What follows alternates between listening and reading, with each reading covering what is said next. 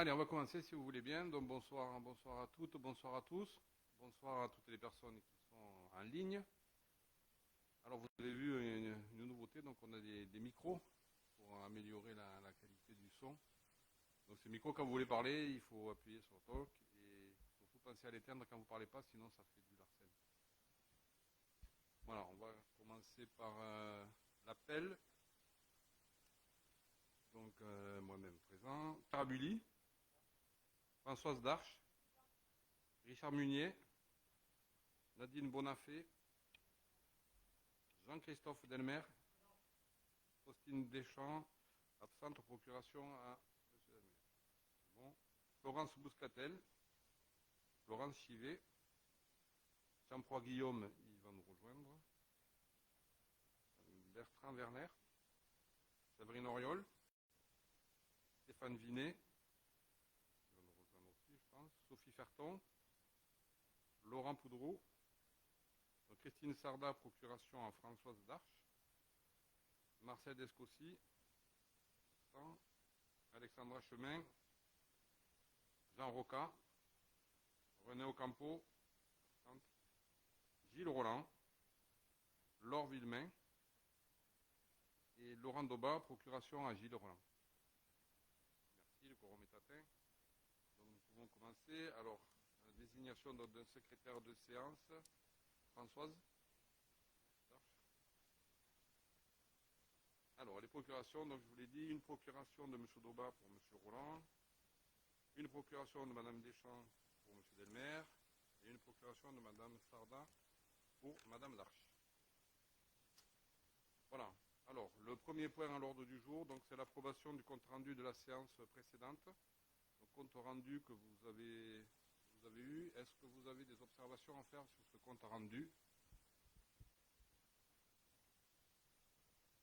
Non.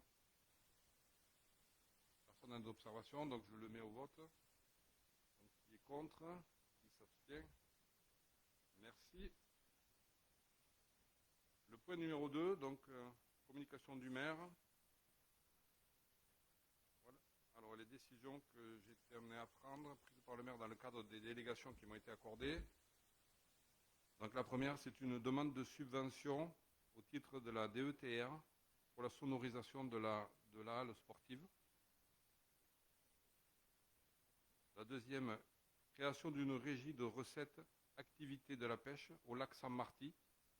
Donc vous savez que l'association de pêche donc a arrêté, le bureau a démissionné, donc la pêche a été reprise, la gérance de la pêche a été reprise par la mairie. Donc il y a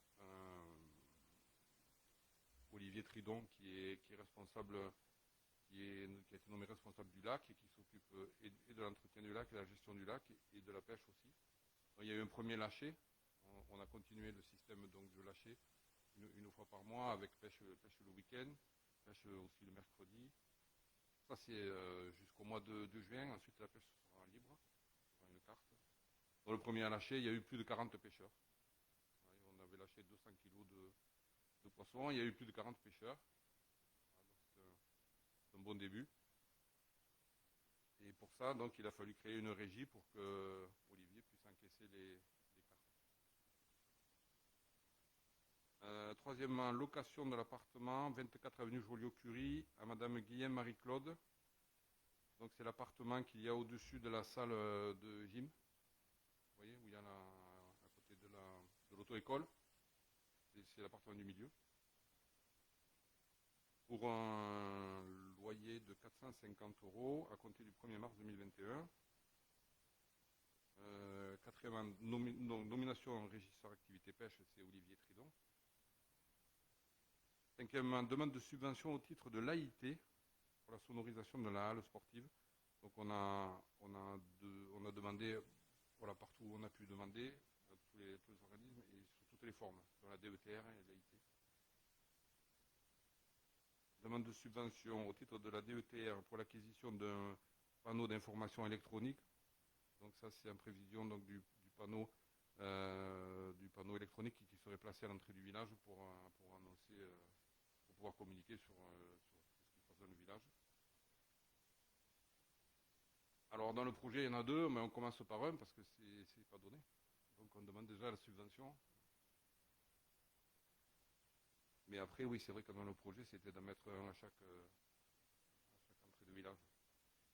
Là, on commencerait par un simple face.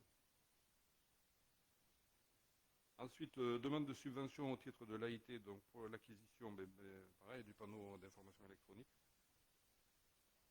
Demande de subvention au titre de la DSIL, c'est la dotation de soutien à l'investissement local, et donc la DETR, qui est la dotation d'équipement territorial ruraux, pour l'aménagement des parkings à la place Étienne Canal et à l'avenue Joliot-Curie. Dans le cadre donc, de l'aménagement de deux parkings. Le premier donc, serait à la place Étienne Canal, sur la place du monument aux morts. Donc, le monument aux morts reste sur la place Étienne Canal. Il est déplacé. Et il est déplacé dans une extrémité. Et il y a l'aménagement de 12 places de parking. Ensuite, il y a le projet de réfection du parking qui est devant la salle de gym et devant l'auto-école. Actuellement, je pense que vous serez d'accord avec moi, il est très difficile d'y accéder, encore plus difficile d'en partir, sans laisser la caisse sur le petit muret. Donc ce parking réaménagé, actuellement je crois qu'il y a 10 places, on gagnerait 2 places de plus, on monterait à 12 places. Donc, ce qui nous ferait en gros 24 places de parking, avec les deux parkings.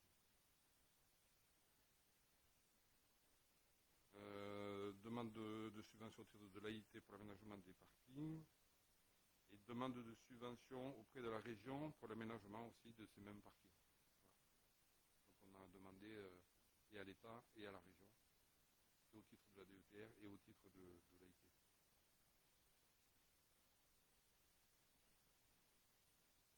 Voilà les décisions que je suis amené à prendre. Troisième point, l'approbation du compte de gestion 2020. Alors, donc le compte de gestion, en fait, c'est le compte établi par le percepteur, donc c'est le comptable de la commune. Et ce compte de gestion doit correspondre, et il correspond en tout point au compte administratif de la commune. Alors il était de coutume, c'est vrai, d'expliquer d'abord le compte administratif et ensuite de faire voter le compte de gestion. Mais bon, la loi, normalement, veut qu'on approuve d'abord le compte de gestion, c'est-à-dire qu'on doit approuver la concordance des deux comptes.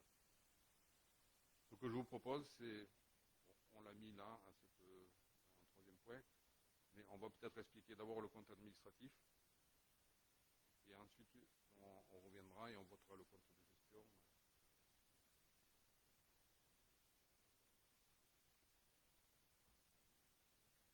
Donc on va passer directement au compte administratif 2020. Alors, il faut que je parle plus près. Ça va être fort ici alors. Bon, je dois parler plus près, donc ça va être un peu fort pour nous, mais je pense que pour la retransmission, ça sera mieux. Voilà, alors vous avez vu que vous avez reçu une petite note de présentation synthétique du compte administratif. Bon, rapidement, donc vous voyez qu'en page 3, les dépenses par chapitre. Donc on a mis les années 2018, 2019, 2020, et les charges générales, avec une augmentation des charges générales, une augmentation des dépenses de personnel. Bon, par rapport à 2019, on a 1,94 d'augmentation de dépenses. Si vous tournez derrière, alors je regarde pour les gens qui sont en ligne, la prochaine fois, on passera aussi en diapo les documents qu'on a sous les yeux. Là, on n'a pas pu le faire encore, mais on travaille dessus, donc vous pourrez voir les documents sur lesquels on travaille. Donc en page 4, vous avez les dépenses réelles de fonctionnement. Alors, vous voyez que dans le camembert du haut, vous voyez que ce sont les charges de personnel qui représentent le plus la plus grosse dépense, hein, avec 55% de dépenses. Et ensuite, les charges caractère général, 30%. On a comparé avec nos communes voisines, on est dans les mêmes proportions. Au niveau des recettes de fonctionnement, bon, bien évidemment, ce sont les impôts et taxes pour 55% qui nous procurent le plus de recettes. Voilà. Donc je vous propose après qu'on regarde de plus près ce compte de gestion. Donc un petit rappel, vous savez que dans une commune, donc un budget mairie est scindé en deux, un compte administratif et un budget primitif. Un compte administratif, ça correspond pour nous au bilan de l'année. C'est ce qui a été réalisé. Le budget primitif, c'est le prévisionnel. Donc, dans chaque catégorie, si on peut appeler comme ça, compte administratif, vous avez section fonctionnement et section investissement. Et dans le compte dans le budget primitif, vous avez aussi fonctionnement et investissement. Et dans chaque fonctionnement ou investissement, vous avez dépenses et recettes. Ce qu'on va voter aujourd'hui, c'est le compte administratif, donc c'est le bilan de l'année écoulée, le bilan de l'année 2020. On votera le budget primitif le mois prochain, puisque à chaque budget, il y a une commission qui se réunit avant pour examiner tout le budget. On avait la coutume de le faire jusqu'à présent. Le même jour, on faisait les deux. Mais franchement, je vais vous abreuver de chiffres. Je vais vous perdre au bout de 10 minutes. Donc je pense que c'est plus clair pour tout le monde et de traiter d'abord le compte administratif. Et ensuite, le mois prochain, il y aura une commission économique. Et ensuite, on présentera le budget primitif. Voilà, donc ce compte administratif, vous l'avez. Alors à la page numéro 2, donc c'est la vision générale du compte administratif 2020. Donc vous voyez la section de fonctionnement et la section d'investissement. Dans la section de fonctionnement, vous avez les dépenses et les recettes. Donc en dépenses, section de fonctionnement, il y a 1 774 805,62. Et au niveau des recettes de fonctionnement, 2 24 329,50. C'est les chiffres que vous avez en haut. Ensuite, section investissement, 1 460 227 pour les dépenses et 1 588 pour 640 pour les recettes. Je vous propose de passer ensuite directement à la page 4, où à la page 4, vous avez le détail. Donc là, on est dans la section de fonctionnement, les dépenses. Alors là, vous avez toute une série de lignes et de chapitres. Et le premier chapitre, donc, toutes les charges à caractère général. Alors c'est l'eau, l'énergie, les combustibles, carburant, enfin tout ce qui est charge à caractère général. Vous avez une première ligne, une première colonne, pardon, les crédits qui avaient été ouverts. Donc c'est ceux qui avaient été prévus au budget primitif de l'année dernière. D'accord ? Et ensuite, vous avez mandat émis dans la deuxième colonne, ce qui a été effectué réellement. Donc prévu et réalisé, en fait. Donc, toutes les charges à caractère général. Si vous avez des questions particulières sur certaines lignes, n'hésitez pas. Après, on a tout le détail des lignes. Là, c'est repris globalement, mais après, si vous voulez avoir des renseignements sur une dépense, vous aurez tout le descriptif. Donc, les charges à caractère général, 632 800. Les charges de personnel et frais assimilés, 986 908 euros. Ensuite, les autres charges de gestion courante, avec les indemnités des élus, les cotisations retraite, les formations, le service incendie, 245 780 15, qui nous fait un total de dépenses de 2 865 503.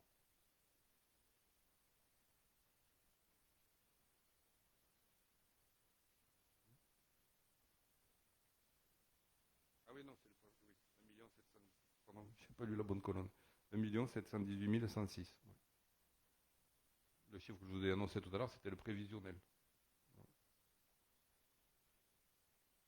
C'est bon? Vous voulez des éclaircissements sur certaines...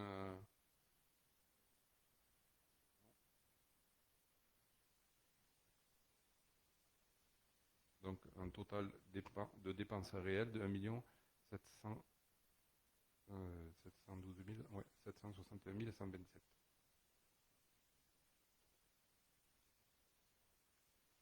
Alors, si vous voulez, on va continuer au niveau de la section de fonctionnement. On a vu les dépenses, maintenant les recettes.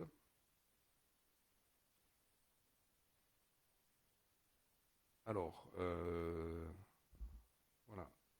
Donc, même système, la première colonne, donc les crédits qui avaient été ouverts, et les titres réellement émis dans la deuxième colonne. Donc, les recettes, les produits, services, domaines et ventes. Alors, vous avez par exemple la redevance occupation du domaine public pour 6 500 euros. Ça, c'est Orange et JRDF. 6 999, c'est les concessions pour le cimetière. Redevance ordures ménagères à 1700, c'est ce qui est facturé aux locataires.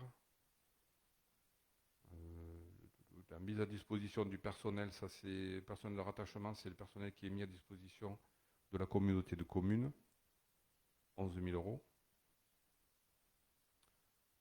Voilà, après il y a des remboursements de frais voilà, pour 2500 euros. Bon, c'est pas le plus gros de nos recettes, évidemment, le plus gros de nos recettes, c'est impôts et taxes pour 1 151 000 euros. Donc avec la taxe foncière, l'attribution de compensation, la dotation de solidarité communautaire, la taxe de consommation finale d'électricité, 67 000 euros. Les droits de mutation, 55 000 euros. Voilà. Ah non, c'est pas la bonne. Oui, c'était ce qui était prévu. Oui, taxe foncière, 1 022 414. Ouais. L'attribution de compensation, 15 000. La taxe de consommation d'électricité, 67 000. Et les taxes diverses, 11 000. Ensuite, dotation et participation. Alors, tout ce paragraphe, c'est la dotation globale de fonctionnement. Donc, c'est les dotations forfaitaires et les dotations solidaires de solidarité rurale, les dotations de l'État. La totalité nous fait 736 097,57. C'est les compensations d'exonération de taxes foncières, compensation d'exonération de taxes d'habitation. Ensuite, vous avez les autres produits de gestion courante, 117 732. Ce sont les revenus des immeubles pour 117 730. Donc, ce qui nous fait un total de recettes 2 20 199. Voilà. À cela s'ajoutent des produits exceptionnels, 4 130,30, ce qui nous fait un total réel de recettes de 2 24 329,50. Vous suivez? Ou je vous ai tous perdu? Non? Là, on était dans la section de fonctionnement. Maintenant, on passe à la section d'investissement. Alors, la section investissement, les dépenses. Donc, vous êtes à la page 7. Alors, les dépenses de la section d'investissement,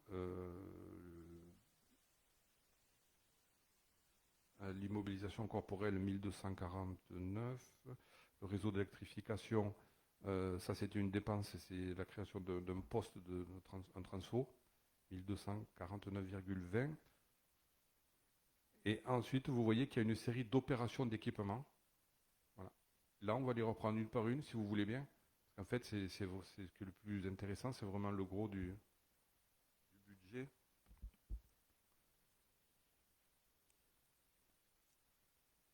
Ça commence à la page 9. Donc, je vous rappelle, donc section investissement, dépenses. On va avoir les différentes opérations. Alors, la première opération, c'est l'opération d'équipement, la numéro 101. Donc, ça correspond à l'achat de 4 ordinateurs. Vous avez la première colonne, ce qui a été prévu, crédit ouvert, donc ce qui avait été prévu. La deuxième colonne, ce sont les mandats qui ont été réellement émis. D'accord? Et là, vous avez une troisième colonne qui s'appelle reste à réaliser. Alors en fait, les restes à réaliser correspondent à toutes les dépenses qui ont été engagées au 31 décembre, mais qui n'ont pas été mandatées.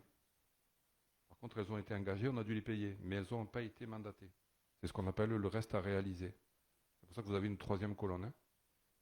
D'accord? Donc vous avez prévision réellement mandatée et ce qui a été payé, mais pas mandaté parce que c'était au 31-12. Par exemple, c'est là où vous voyez que dans cette opération, dans ce libellé d'acquisition de matériel école, il y a 2600 euros donc, qui ont été engagés mais non mandatés, qui correspondent à l'achat de 4 ordinateurs.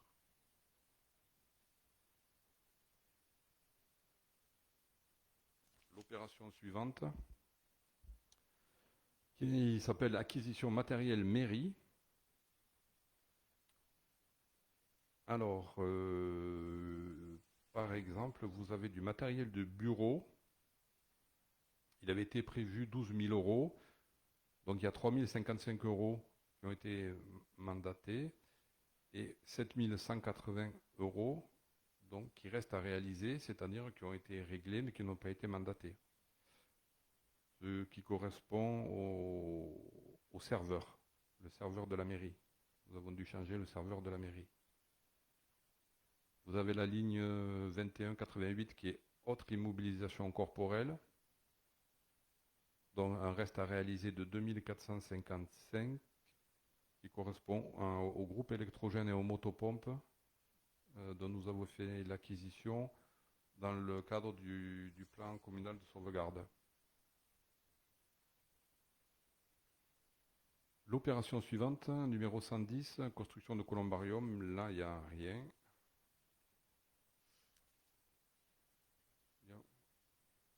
Il y a juste des restes à réaliser, mais bon, ça peut passer rapidement.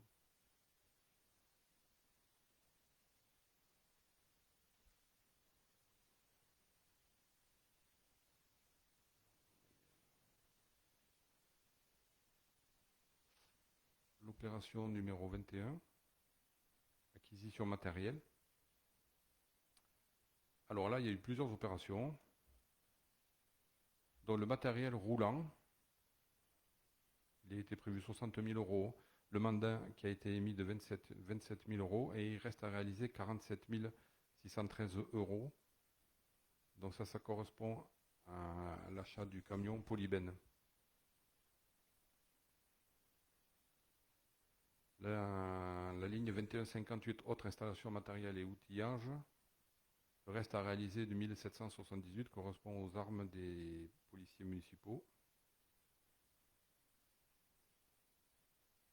Voilà, si vous voulez d'autres explications, matériel, outillage et voirie, donc il a été mandaté 10 440 euros.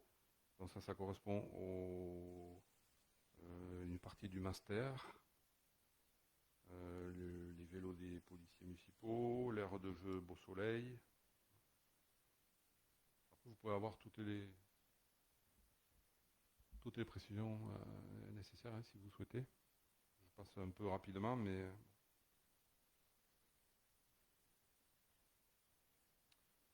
En continuant, l'opération d'équipement 210, c'est la voirie communale. Alors, la voirie communale, l'immobilisation en cours Donc il y a eu 140 000 euros de mandat émis. Alors ça, donc les 140 000 euros, vous avez pour une part, donc ce qui a été émis, c'est la remise en état du chemin chez Grégory, Kiessard. Toute la partie de chez Grégory, on passe vers chez le docteur Cassagne, toute cette partie. Voilà, le chemin a été refait. C'est pas goudronné, hein, mais ça a été. On a passé la lame et ça a été remis. Maintenant, on y roule très facilement. Là, le camion poubelle, le camion benne s'était enfoncé à la dernière inondation. Donc on l'a refait. Maintenant, il s'arrête. Les poubelles sont mises à l'entrée. Lui, il ne va plus défoncer le chemin.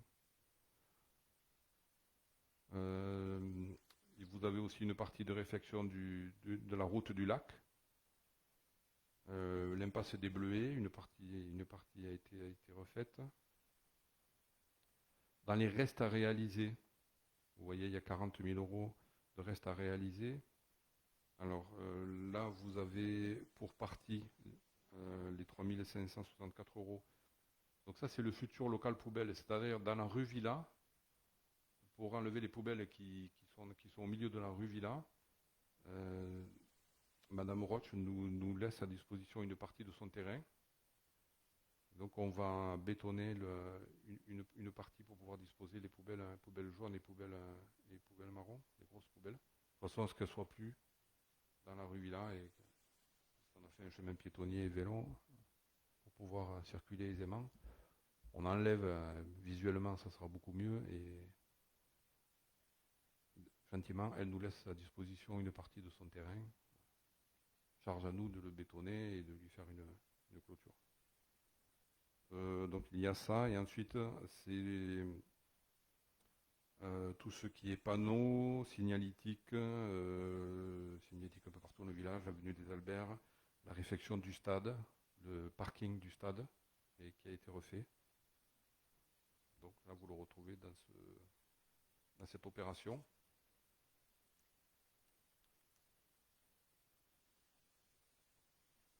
L'opération suivante, c'est dissimulation des réseaux, ça c'est par tranche, hein. Ça c'est quelque chose qui a été déjà initié depuis plusieurs années. Vous avez vu que notre village, il y a presque plus de fils qui traversent les rues. Donc petit à petit, donc ça c'est le CIDEL qui s'occupe de ça. On passe à l'opération numéro 235, la réfection des bâtiments communaux. Alors, l'immobilisation en cours, donc il y a eu 58 000 euros de mandat émis, qui correspondent essentiellement donc les stores des classes, les alarmes des écoles, la réfection de la chaudière de la poste, l'aménagement du poste de police, et nous avons commencé à changer quelques fenêtres des bâtiments communaux. On a un parc immobilier qui est délabré. On a beaucoup de locataires qui se plaignent. Et on essaie de refaire petit à petit, leur changer les fenêtres, et d'avoir un programme où chaque année on va améliorer les appartements. Il y a beaucoup de problèmes de fenêtres, de volets. Donc ça, vous le retrouvez dans ce chapitre. Et la dernière opération, c'est la halle sportive. Bon, il y a beaucoup à dire. Je suppose que vous avez des questions dessus. Dans la halle sportive, l'immobilisation en cours, donc il est prévu. Les crédits ouverts sont de 1 805 803 euros.